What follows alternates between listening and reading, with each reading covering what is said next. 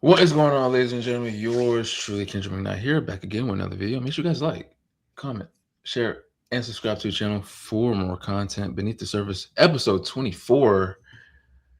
My favorite player of all time, Kobe Bryant, number 24. Man, back at it again with Soleil. How you doing today? I'm good. Happy to be here for the Kobe number. That's exciting Absolutely, one of the greatest of all time. for Well, sure. for me, the greatest, but you know. But our time is limited, so I want to go straight into it. This past, was it Sunday? I think it was Sunday. UCLA defeated in Mhm. massive fashion South Carolina, 79-51. Were you watching this game live? Yes, it was Easter Sunday, and I was with all my family, and of course we're a basketball, honestly sports family, so that was on. And I don't know, UCLA handled business for sure. And I don't know if you saw in the Final Four the Gino and Don Staley kind of beef. I feel like that was overshadowing the fact that South Carolina got their lack of a better word, like ass whooped. So yeah, I don't know. Yeah, I clicked on maybe around midway of the second quarter. UCLA was stretching their lead up a little bit, but I was just like, okay, maybe in the second half, South Carolina can beat South Carolina, right? But it was just like Lauren Betts and what was the other girl named Gabriella just went off. I was just like, okay, this is crazy, but I'm loving it though because like I'm loving the kind of like we were talking about last time when you were up here, just loving the energy and the evolution of women's sports, especially in college. Oh, Um, for sure. and I'm already excited for next season. But um, how was your bracket? Did it break first round? Let's pull it up. I will say I made three different brackets. I made one women's bracket and then I made two men's brackets. One of them was like, I don't know how you like put money in the pool and then the winners get whatever. I think I did better in that one. I got fifth place out of like 15. So that was fun. And then, but I don't know. I think I had like probably less than 65% for all of them. Like it was not great. I think this is the first year that I didn't do a bracket for either. Really fun. No, because usually my bracket breaks the first round, so I'm just like I'm just tired of losing. So, and I was just more so for me. I think it was because of my lack of confidence for my Tar Heels. Without Caleb, it was just like I don't see us going too far. But at least our ladies went. I think to a Sweet 16. I think right. Well, I just saw they hired Michael Malone. That's really fun.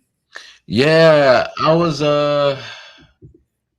only bummed out for the first couple hours, mostly because I was expecting like a former alum to be next up, but bringing in an NBA head coach is definitely gonna give us some recruits and be able to, I don't know, give us more shine and more opportunity, as if we don't already have it as University of North Carolina. But um, I don't know, just a more bigger spotlight and be able to bring in the right players because the last couple of years hasn't really been Carolina basketball like we want, like I personally want it to be. I feel like the last time I remember Carolina was like Carolina was when they played Duke in like the Final Four or Elite Eight. That one year was like a COVID year. I Yeah, remember I was in Vegas playing volleyball, but it was like UNC was like a 10 seed and they like upset Duke. I remember that year was awesome. yeah, I'm excited for what we can do. You know, bringing in Belichick from the NFL for football, and now an NBA coach to the basketball team. It's like, okay, I'm uh, I'm intrigued. Yeah, I feel like it's always the other way around where like college coaches are looking to move up to the NFL, but I guess like at big name schools like UNC, I'm sure they're paying just as much, if not more, than NFL head coaches, and you have like a different kind of power as a college coach coming from the NBA, especially because Michael Malone is an NBA champion, and of course Belichick is a Super Bowl champion. So like they just have that like allure and pedigree, you know. Yeah, yeah. I think also his daughter plays what volleyball for the school. I think that was like a bigger decision for him too. Well, you know what? Even more reason to come to UNC, I guess.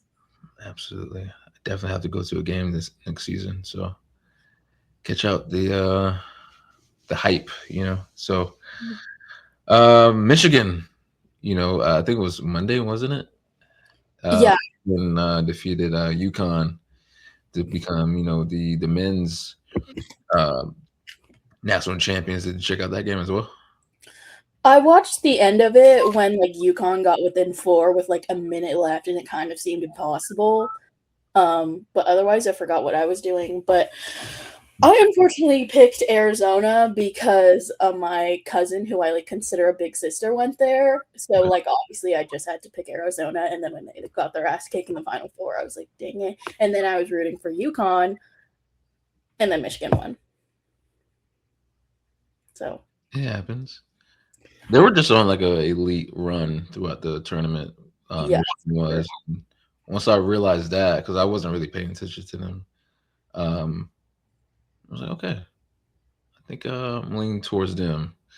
And I'm not gonna lie, like even though I'm a Carolina fan, like I just expected Duke to be in the Final Four, uh, hmm and possibly in the final game. But you know, that's a win for me as a Carolina fan. Seeing Duke lose, especially in the fashion that they did, yeah, chef's kiss.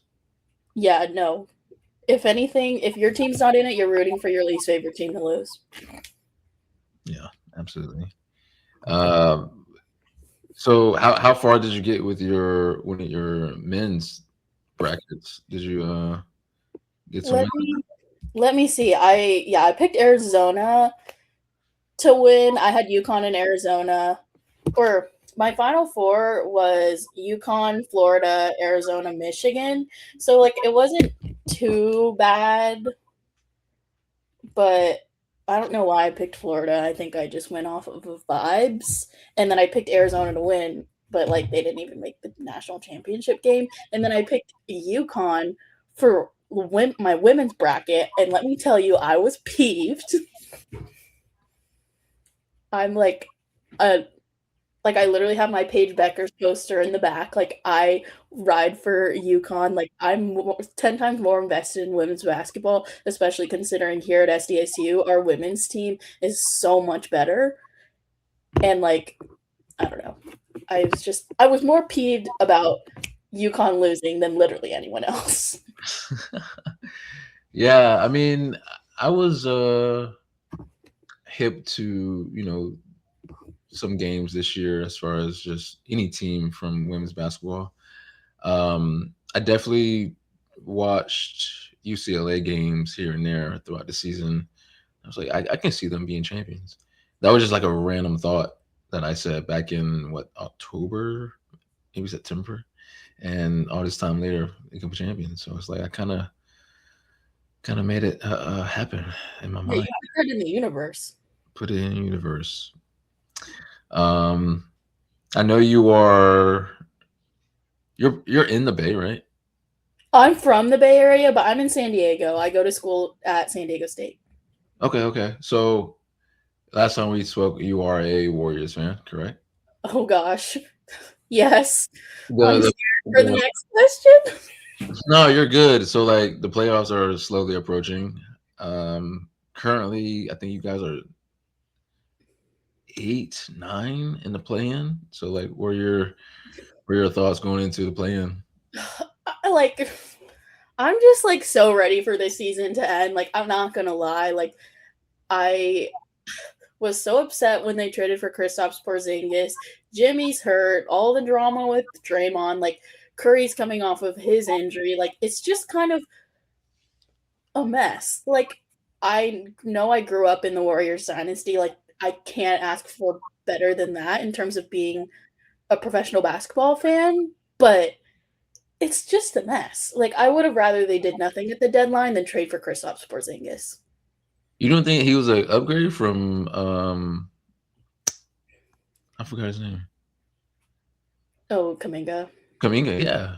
I feel like so, right?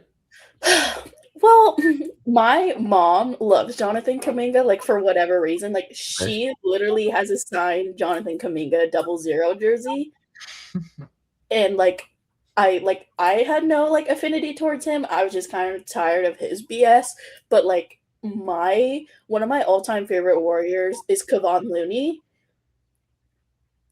and I just, like, wanted him to be the, like, Warriors' backup starting center for, like, the rest of my life, and then they didn't even re-sign him this offseason, and I probably cried. Isn't he in New Orleans now? Yeah, he is, he's not playing at all, and no one understands, but I love Kevon Looney, I think he's so underrated, and I think, like, that he's like Iron Man Kevon Looney, so, like, I think he just emits what the Warriors are in their peak, and he's, like, such a Steve Kerr player. Yeah. So I wish they kept him, but otherwise, I like between Kristaps and Kuminga, I like don't really care. What about Festus Ezeli? He was a solid backup.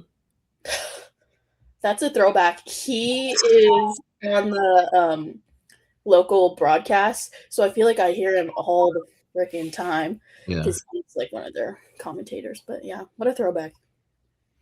Oh yeah. That's very 2016, 17-ish throwback right there, I think. Right? What era.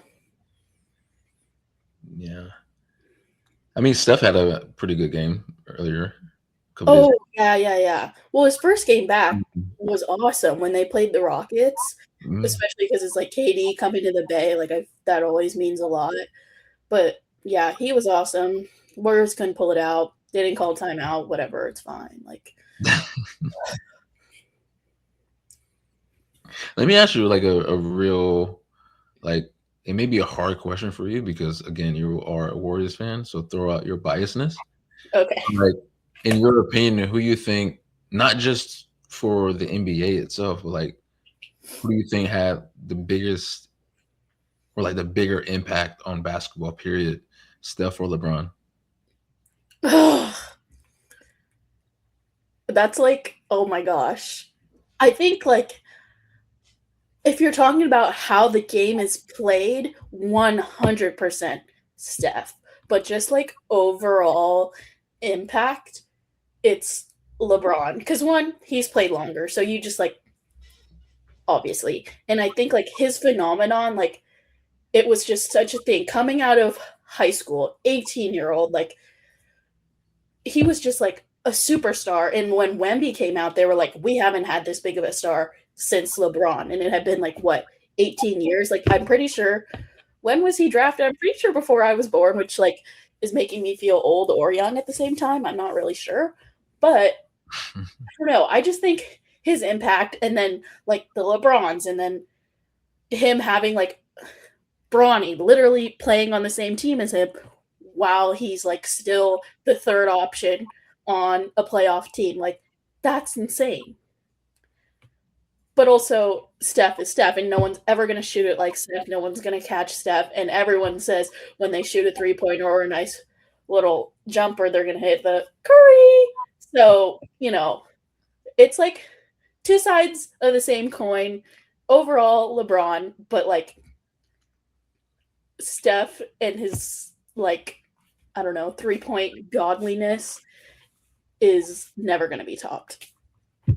Yeah, I'm gonna have to agree with you there as far as like LeBron overall, but like how you play the game, how kids play the game nowadays, it's like rather than drive to the rack, they're stepping back, shooting a three. They weren't doing that until stuff, right? Yeah.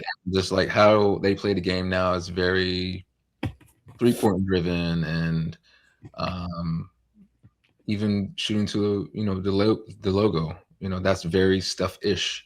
But Mhm. just globally and just like as a brand, for sure, LeBron. Just like you said, his longevity and just being pretty much pronounced like the guy as soon as he got into the league. Um, and just his overall legacy, you know what I mean? definitely, in my opinion, I feel like he should definitely have more championships. But like just having the four that he has, um, definitely a monumental figure. So like that, I don't think that was. I mean, both guys would never be, you know, uh, duplicated. You know what I mean, based off of their impacts alone individually, but um, slightly LeBron for me. I'm gonna have to agree with you. Yeah, he has that overall edge, and I also think like with him, he set the blueprint to like spread the global game of basketball. So like obviously now Curry's also a world renowned star, but that's because LeBron started kind of the basketball epidemic around the world, and that set the blueprint for literally everyone else. Yeah, and then I feel like for some, people would say Steph solely because Steph got some of his rings off of LeBron, right? Uh, That's true. Cavs, Warriors, finals, and that was like that was peak basketball. Hmm. I started watching back in 2010, Hmm. and that era from 2011, maybe like 2016 to 2017, that was like perfect for me. Like I can turn on any game, regardless of any team. Like I'm just, it's competition everywhere you go. You know what I mean? I think for me, mine is 2019. Okay. Like 2017, 2018 was when I got into basketball, and I would like I think that's when my brother started playing, and mind you, he was like 6. But that's kind of when I was more involved because my mom would like make me go to his games and like understand what's going on. And then I would go at home and be like, "Well, the NBA games are better," and my mom would get mad at me. She'd be like, "Your brother's 5, Soleil." But um, anyway, but 2019 is when I literally had every single Warriors game on my calendar and would like sit down and watch it no matter where I was, and that was like my peak year, and I don't do that anymore. I hate to say it, but that I think is what shaped my love for basketball. So any 2019 season highlight just like gets me like I don't know, it was just such a fun year, and the Warriors didn't even win the chip that year. But I remember I was like finishing 8th grade and watching game 6 of the NBA finals while everyone else was like hanging out with their friends, and I was like that girl in the corner watching it on her phone. You guys won what 3 years later though, 2022, right? Oh yeah, that year, but like specifically just the playoffs. I feel like the 2022 year was rough because Clay was still coming back from his injury, and I think that was also the year that Steph broke the 3-point record. So Mhm. a lot of tears were shed, and I was like, "Oh my god, this is crazy." And then when they won the chip, I like couldn't have been happier. Yeah, for sure. That was a rocky season for you guys, but you guys pushed through, and that was like, for me personally, for a while, I couldn't put Steph in my top 10 Hmm. because he lacked that Finals MVP, right? Fair. But like once he got that, I was like, okay, and especially the way he got it, carrying the load for that team, it's like, okay, cool. Like I put him like 7, 8. Um, but yeah, I mean, talking about Steph and Clay, in your opinion, based off of what you've seen from the game of basketball thus far, can you name your top 5 greatest duos? Like I can name like mine and like probably my like basketball fandom, but like for like I feel like it's not going to be historically accurate Okay. because like I like does this include women's basketball? No, we're just talking about NBA. Okay. I was going to drop AZ and Paige in there, but all right. Fine. Um I like I have such an affinity for Steph and Clay. Like I just words can't explain it. I'm like gushing saying Steph and Clay. Like I love the Splash Brothers, so I'll have to put them at 1. Um, 2. Oh, I don't. I don't know if I can rank them, but I can give you 5. Okay. All right. This is gonna sound really random. But I love CJ McCollum and Damian Lillard. Okay. I wouldn't say that they're like two, but like I just like such an iconic duo, and it was like awesome. Love them. Um, who else?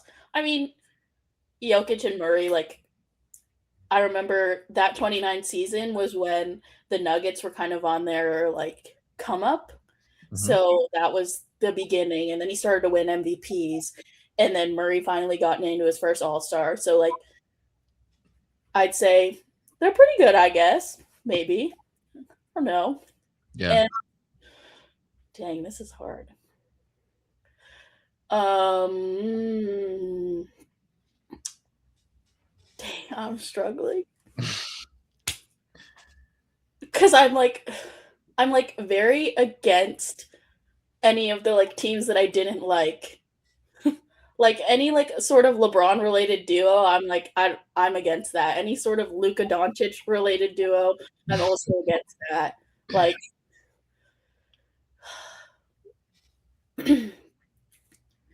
dang, I'm really struggling. I feel like a fake fan. I don't. Oh, shoot. Sorry. I guess this doesn't really count as, or it could be a duo. I'd say Katie and Russ in OKC. Yeah. Yeah. I was gonna throw James Harden in there, but I'll stick to Katie and Russ. Uh, Yeah. but yeah, they were awesome. And I don't know. I feel like I'm gonna stick mostly in the Western Conference here, just like me personally. Dang. I'm running through. Some of these are like too recent to like. Can I give you an option?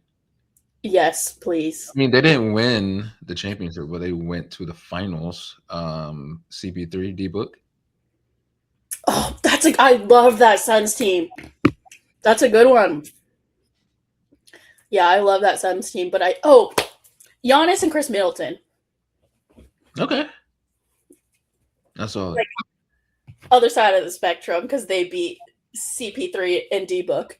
But like I love their pairing, and I think also when Drew Holiday was on that Milwaukee team, like unstoppable. Like they had it all. Yeah. Yeah. Okay, that's a solid list. Took you a while, but it's okay. Yeah, I know. I'm so sorry. I feel like a fake fan. I was like going through my index of things. Like at one point, I had Luca and Kyrie because like that was the furthest like they went to like the whatever Western Conference Finals. But like Yeah. I hate Kyrie and I hate Luca, so I was like, ew.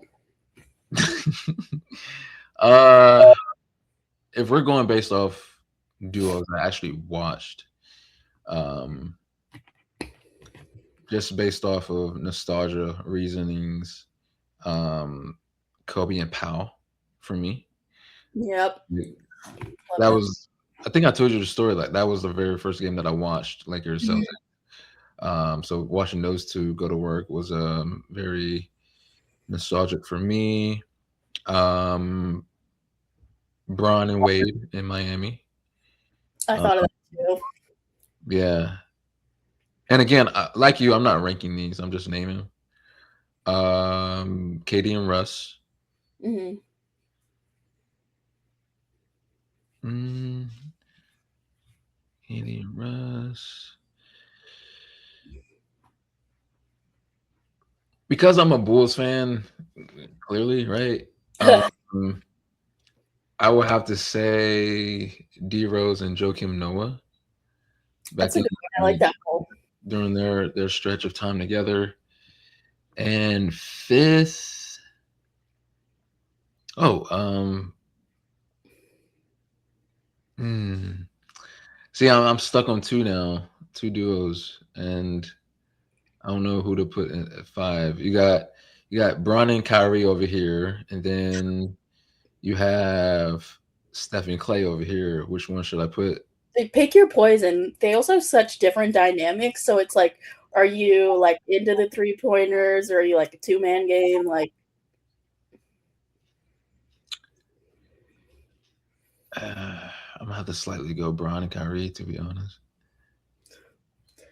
dang. I thought of that.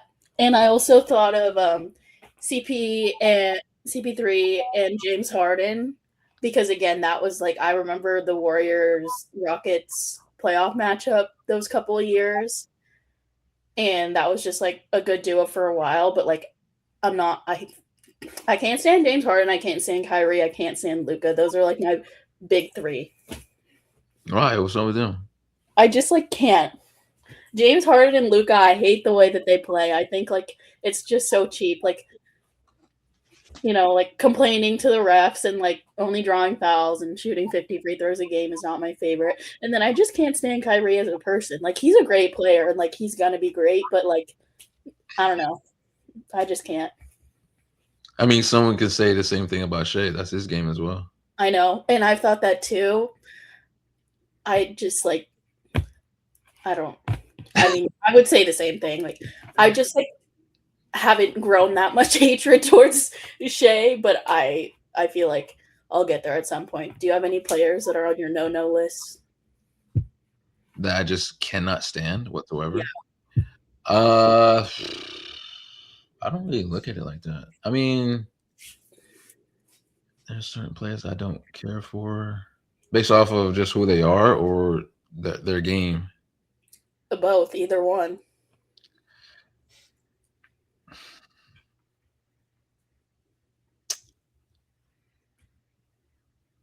I don't think I have one, to be honest. That's nice. I'm a hater. Mm-mm. I have to really, really think about that one. But on top of my head, I don't really have anyone that I truly like despise and hate. As soon as I see them on my TV, I'm just like, go away. You know? Uh, nah, I don't think so. No. But in your opinion, what's like the worst trade that you witnessed? It's like, really? Why would they do that? As a Warriors fan, as like an NBA watcher, or like how do you want me to approach this? Because I have one like for the Warriors, but then also just Both. watch the NBA. Both. I think one of the worst ones was like the Jordan Poole Chris Paul saga. I think they could have gotten a lot more for Jordan Poole considering the Wizards were going to release Chris Paul. That whole thing was just a mess. Yeah. And like even though I despise Luca, like the Luca Anthony Davis trade was like insane. Like I needed like an hour to process this because I'm thinking, oh, Clay's on the Mavs. I just got my Mavs shirt, and they freaking traded Anthony Davis for Luka Doncic. Like, what is going on? Yeah. I mean, at the time, like the AD to the Lakers was a big deal because like it was like a GM type move. Yeah. Uh, I like don't think that was a bad move. It was like they won a championship. I just thought it was like insane. And then I just think it's really funny how like the Russ on the Lakers kind of turned out. It was a bad move in hindsight, but like, it happens. Yeah, it happens. But I can tell you a trade that was worse than all of them based off of everything that has happened since then. Oh god, I'm gonna feel really dumb. Back in what year was this? 20, 2019, 2018? When the Los Angeles Clippers traded Shea, Oh, Gallinari, and hella first round picks for for Paul George. oh, you're so right. Worst trade ever. I think about that all the time because like I think the Warriors played the Clippers in the first round series, and that's when like Shea was like coming off the bench or like a lower end starter, and then Yeah. he broke out into being this star in OKC, and I was like, I remember when he was a rookie and he was just kind of there, and now he's the face of the NBA. Yeah, pretty much. And now, I mean, Kawhi is still being Kawhi, but like he's on the back end of his career. PG came out of nowhere, started balling, but like that's not going to be on a consistent level, uh, Yeah, in my they're getting opinion. up But there in UNC status. I'm sorry. They're getting up there in UNC status. Yeah, a handful of guys are like people that I actually watch in their prime. Like Me, I know. Bron is on his way out. KD after a couple of years is going to be out of here. Russ, James Harden, PG. Um, it's weird, but it happens. It's the evolution of the game. Yeah, I think like I've heard a lot of podcasts talk a lot about this, but LeBron being the third option on a playoff team just seems so surreal. Yeah, but he has a. Is he hurt right now? Right, Bron is. Not sure. I know Luca's out for the season. Austin's out for the time being. So it's not really looking good in LA. Let's look at the Lakers injury report. He's day to day.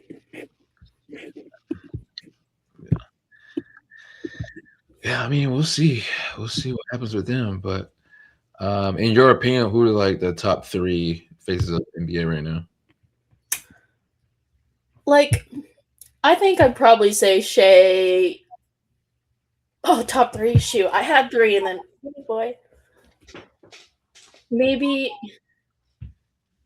Shea and Edwards and Wemby. That's so bad because they're all in the West.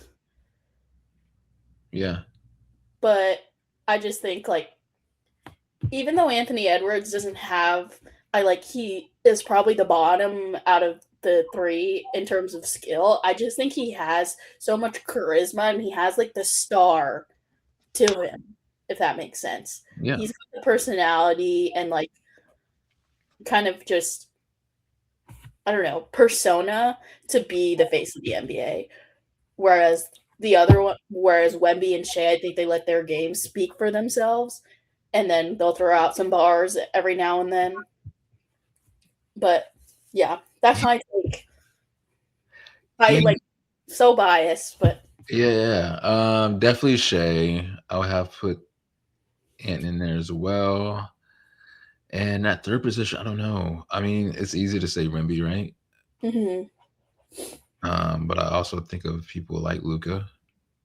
yeah, Um, even though he's been in the game for a while, he's still relevant. He's still, just one of the best players in the league in Jokic. mhm.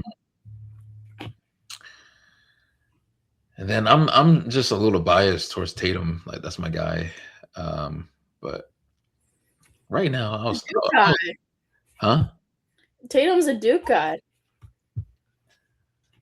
Yeah, I know. One of the very few Duke players I'm willing to admit that I like. Um, him and Kyrie. That's it. But um, yeah, I mean, I'll have to agree with you right as of right now. Those three guys, but we'll see in a couple years. Yeah, I think Tatum also has the allure to be the face of the NBA, but coming off of his injury and him not playing for most of the season, I think that's like my top three, his like top three candidacy right now, but probably in the season where they won the chip, like I definitely say he's up there. Yeah, most definitely. I have one more topic for you, but if you have to go, you can go. Oh no, go for it. Okay, cool. So, what's your excitement level for the upcoming NFL season? I know your 49ers just signed a big name, at the wideout spot. I mean, what's what's going on there in San Fran? I've been waiting for this. I'm wearing my Christian McCaffrey shirt. Um, could not be more excited for Mike Evans and a Kyle Shanahan offense. Like, so excited. But honestly, I want to see what they do in the draft because that'll really set the tone. I know because we started fan feed like going into the summer, and that was right after the draft and like leading up to the preseason and then the regular season. So like I think the draft set the tone a lot when the Niners drafted in the first like 4 rounds all defensive players, and they brought back Robert Saleh, so that was really important. And then the defense was still bad, so like great. But I think whether they decide to just add another pass rusher or bolster up the offensive line, because again, behind Trent Williams, it's not great. And right now it's just not looking for great for Trent Williams at all. So I'm curious to see how they kind of handle that. But I think I'll have a better grasp after the draft. But like overall, I'm just so excited that they have another amazing wideout in the offense and just like I don't know. I love 49ers football every year. Yeah, I'm excited for you guys. Going into the next season, and you guys were close. Getting further to the playoffs, but I mean, I think adding a vet like that and Evans into the offense, I definitely think you guys can you know elevate you guys' offense even more. You know, Yeah, well, Carolina put up a good fight against the Rams in the first round. I feel like everyone was like, the Rams are going to blow them out. They're the best team in the NFL. And it was like a one possession game. So, like, that was awesome. yeah. I mean, for us to push them to their limit, not once but twice, gave me a lot of hope into next season. And grabbing defensive anchors like Jalen Phillips and David Lloyd. I mean, uh, it's too early to say it's 2015 ish defense, but like seeing what they do, heading into the season, first couple of games is definitely going to be the um, definition of what our defense is going to be, and our offense. I am looking very forward to um, Bryce Young's continued development. T Mac coming back, Coker hopefully he stays healthy. Leggett just gains a pulse. Yeah. And hopefully, speaking of the draft, I hopefully like we grab, a wideout, and carry the torch with those guys as well, and adding another person on the offensive line would definitely do us some wonders. So Bryce can actually throw the ball at decent times. And the only thing that was kind of like a head scratcher for me that we've done in the free agency is adding Kenny Pickett, who is someone that I'm just not really fond of, just based off of what he did in Cleveland. But I understand it. Andy Dalton is getting older. Ship him off to Philly. Um, but it's just like okay. I guess Yeah. I don't love that move either. It's kind of just like all right, like that was the best he could come up with. yeah, that was interesting. But we'll see. We'll see about our chances for the upcoming season. I don't know. Have you been scouting at all for the NFL draft? I know because I grew up watching a lot of college football. I like I'm not too invested in the draft, but definitely like when they throw out names of players, I always remember like seeing them like Makai Lemon, like my dad and my brother forced me to watch USC tape and like Kenyon Sadiq at Oregon, of course, and then like watch Fernando Mendoza, like obviously. Yeah. But I don't know. I mean, speaking of him, he's more likely going to be the number one pick going to Vegas, right? For the Raiders. What are your thoughts of Kirk Cousins out of all people get a crazy bag like that? I want to hire his agent. because that was insane. I like my brother told me I was on spring break and he like shows it to me and I think it was like April 2nd and I was like, haha, that's like an April Fool's joke. Like, yeah. And he goes, no, no, no, that was yesterday, Soleil. But yeah, all I have to say is, you know what, Kirk, get your bag. Yeah, I mean, and isn't he still getting paid by Atlanta as well? Yeah, I think his contract was guaranteed some sort of, I think it was like, I don't know, maybe 12 or shoot, that's not right. But yeah, it was definitely he's still being paid. I don't know how much, but he's sitting on $200 million salaries or contracts. So must be nice. To be a backup, by the way. I know, but I think a lot of people are saying he's going to start the first couple of games so Mendoza can kind of get his feet beneath him, which I think isn't a bad idea, Yeah. considering he was like, yeah, he was a Heisman winner, but also he played on the best team in college football. So, like, I don't think he's ready to be behind the Raiders' offensive line. And sometimes certain college, players, especially quarterbacks. I mean, they can flourish in college, but like this is a whole different, ball game. They don't get into their game like that or elevate their game immediately first game. You know what I mean? This is going to be Bryce Young's fourth year, and he's still, figuring out himself. So some people, take their time. So I mean, that'll be a smart move for them. Yeah, I was going to say, I'm sure you know all too well about the number one overall pick kind of not playing up to standards. But yeah, I mean, that's kind of just how it goes in the NFL. You can't predict anything. And I mean, CJ Stroud, even though he had an awesome rookie year, he's kind of tapered off. Yeah. My last question, as far as the NFL is concerned, is was there ever a player in college that you was determined to watch walk across that stage and get drafted? I'd say the first player that I was like, yeah, I'm determined to watch this guy get drafted was Michael Pittman Jr. in like 2019. Watched him go to the Colts. And that year, the Niners took Brandon Ayuk. And I was like, they could have, if they wanted a wide receiver, they could have taken Michael Pittman. But Brandon obviously ended up being awesome. And like, it hasn't been the greatest right now.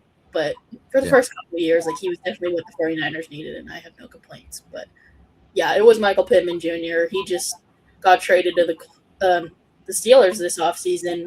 But yeah, he was like my favorite player, and I remember watching him all throughout his 4 years at USC.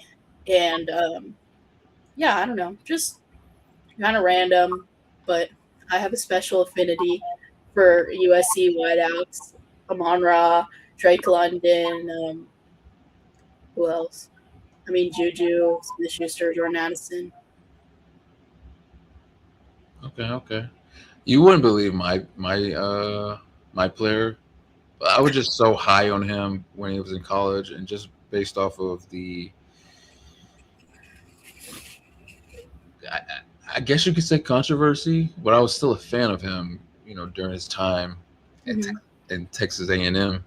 But like, I was determined to stay up and watch Johnny Manziel get drafted, regardless of where he went. Uh, Mm-hmm. like I said, I was just a fan. Mm-hmm. Just on off his game. Was I a fan of his antics and just what he did off the field? Like, of course not. But um, I just had like so much hope and like anticipation on what he can do on the NFL level, you know, in Did you Cleveland. watch? Oh, sorry. Go ahead. I'm sorry, go ahead. Did you watch his documentary on Netflix? Nah, not yet. Came out a couple years ago, but it's awesome. It kind of just chronicles his whole journey, obviously, and then where he's at now. And it's just awesome to see because he was the Johnny Football. Like, he's like the classic college football legend. So I feel like, honestly, that's a good take. Yeah, Johnny was my guy. I can't tell you how many times like I got into arguments, with people about that guy, what he can do on the NFL level and all the things. But um, I guess people can say they had the last laugh because, like, look at him now; he's not in the league. But I mean, at that time, like, no one could take away his star power and what he did, and just the impact for not just for Texas A&M, but college football. Period. Yeah, for sure. I totally like. There's so many college stars that don't end up making it in the NFL that like not that he's just another one of them, but like he had that stardom and you know what? It's okay that he didn't make it. And I respect you for going to bat for your guy because I'm definitely like that too. If someone insults my favorite player, I will get into an argument with them. And at least he's a Heisman winner. Not many people Oh, are Heisman's, so yeah, that's true. like the only edge I have on certain people. But um, yeah, that's my guy, man. I'm excited for. Well, I was excited for what he can do in the league, but just seeing where he is now and his growth, just as a person, it's like okay, I'm good with that. So Yeah, I'd say tune into the doc. I think you'd really like it. It comes to a nice ending where he's like very content at where he's at, even though he made some interesting choices. But yeah, I definitely recommend if you're a Johnny Manziel guy. for sure, I have something to watch tonight then, before bed. But we're 4 months in to 2026. Can you describe your year so far in one word? Busy.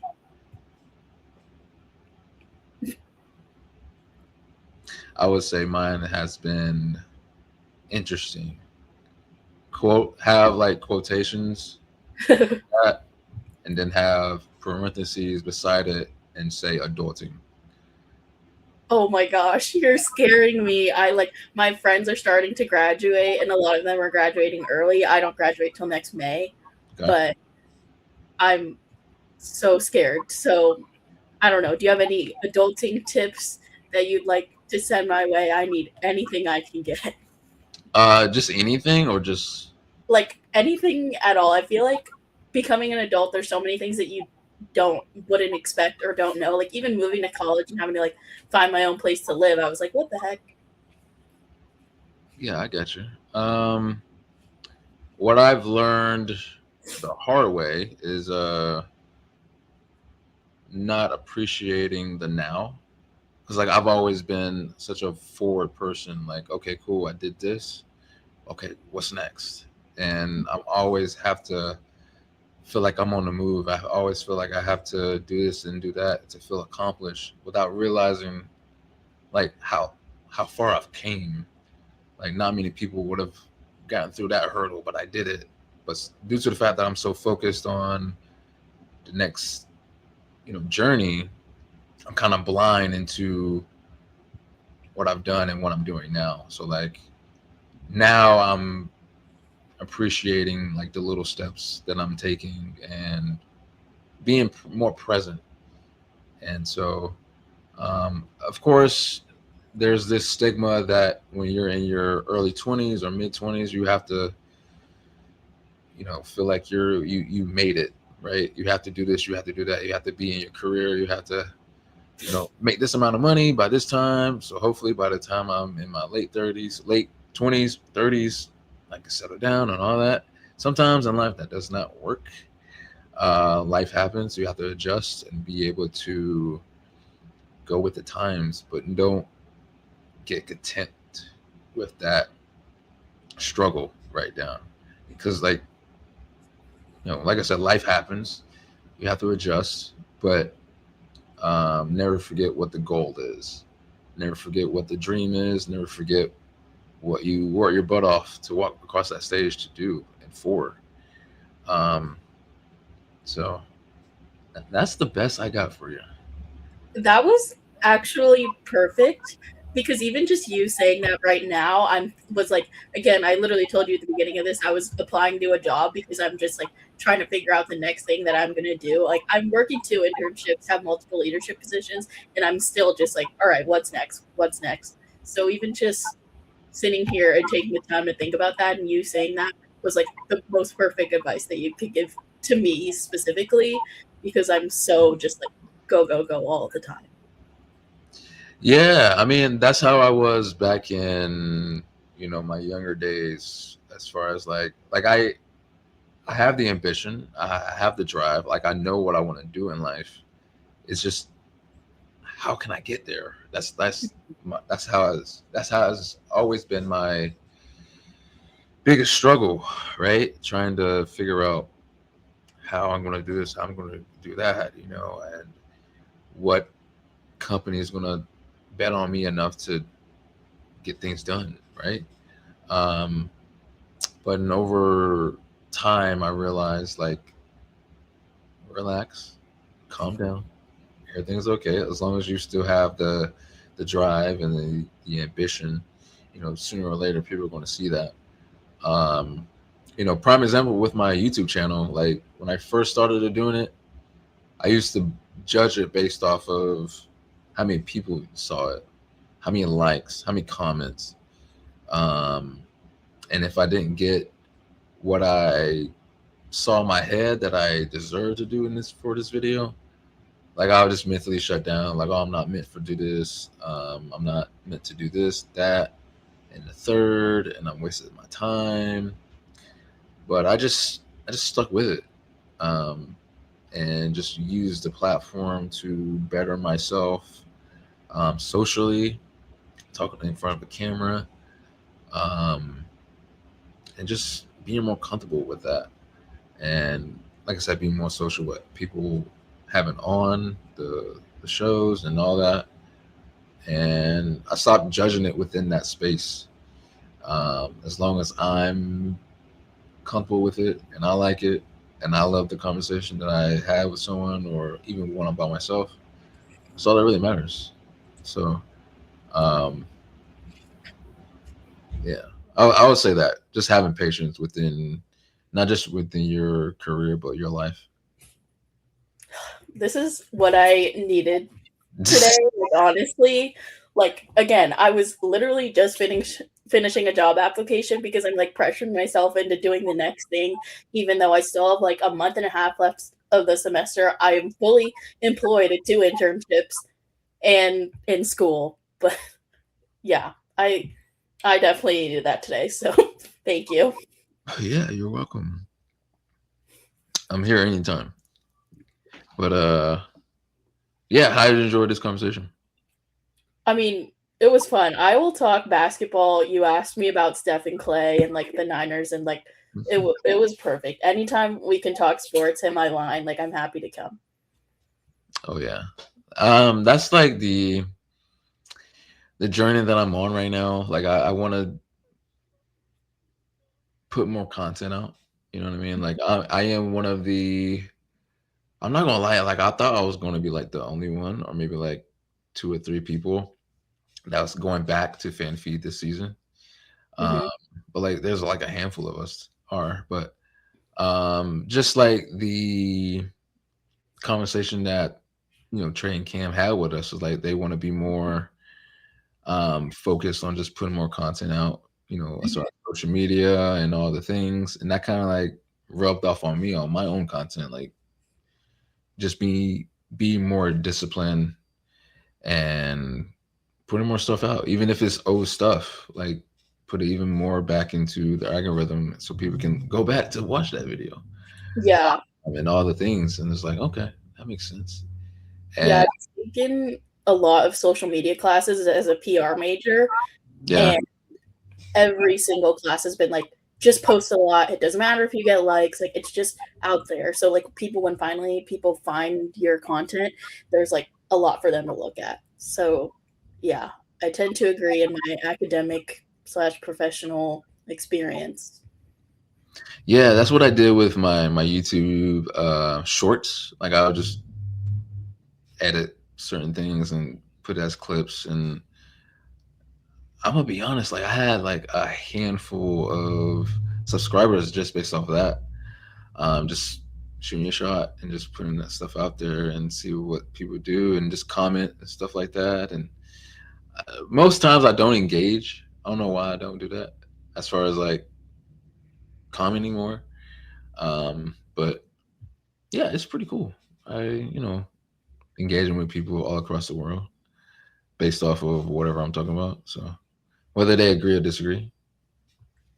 Well, congrats on all you're doing and returning to fan feed. I wish that I could. I really want to. I know they're going back to like more of a video based space, and I like would love to get into that. I just genuinely am so busy, and as much as I want to, I like my schedule can't handle it. But I'm Yeah. so excited, and send your content my way. I'm happy to promote it. I also have like a media Instagram, so I'm happy to share that with like my people, because I like obviously most of the people that follow me are also in the sports world, so I'm Yeah. happy to boost you and keep on supporting Oh yeah, absolutely. Even if it's wrestling stuff. whatever. I don't really mind. Sports is sports. That's what I've learned when What's trying to find a job in this industry. Yeah, yeah, yeah. Yeah, I'm pretty excited for the second time up with fan feed.